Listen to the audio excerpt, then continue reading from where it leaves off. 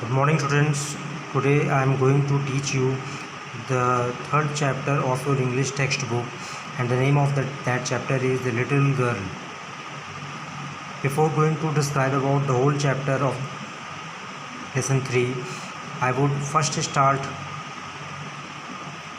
by its author's identity. So here the author's name is Katherine Mansfield. Katherine Mansfield was born on 14 October 1988. Katherine Mansfield का जन्म 14 अक्टूबर 1988 को हुआ था. She was prominent short story writer. वो एक popular छोटी स्टोरी लिखने वाली राइटर थी. Who was born and brought up in colonial New Zealand. जिनका जन्म हुआ और उन्हें कॉलोनियल न्यूजीलैंड लाया गया. And wrote under the pen name of Katherine Mansfield. और इनका पेन नेम मीन्स होता है बच्चों उपनाम.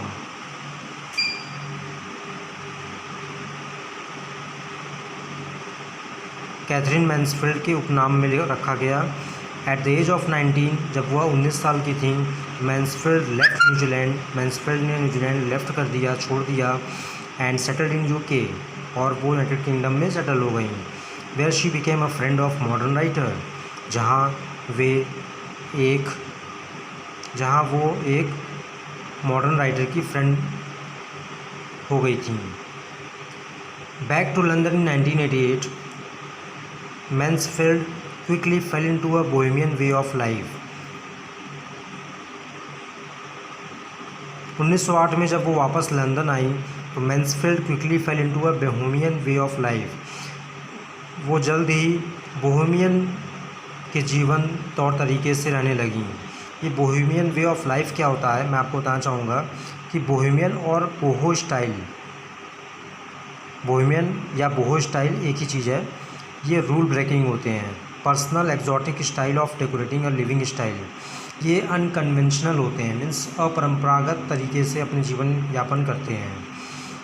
बोहो is inspired by people who choose to lead an unconventional life, such as constant travellers, actors and writers.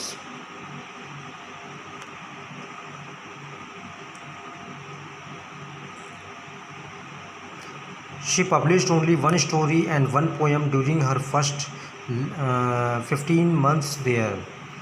उन्होंने एक स्टोरी और एक पोयम पहले 15 महीनों के दौरान पब्लिश हो पाई थी उनकी book. Mansfield suffered a fatal pulmonary hemorrhage in January 1922 after running up a flight of stairs.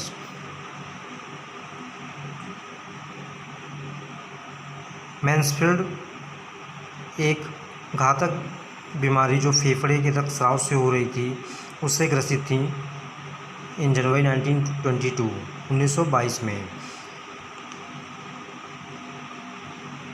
जब वो सीढ़ी से चढ़ रही थी. शी डाइड ऑन 9 जनवरी. उनकी मृत्यु 9 जनवरी 1923 को हुई.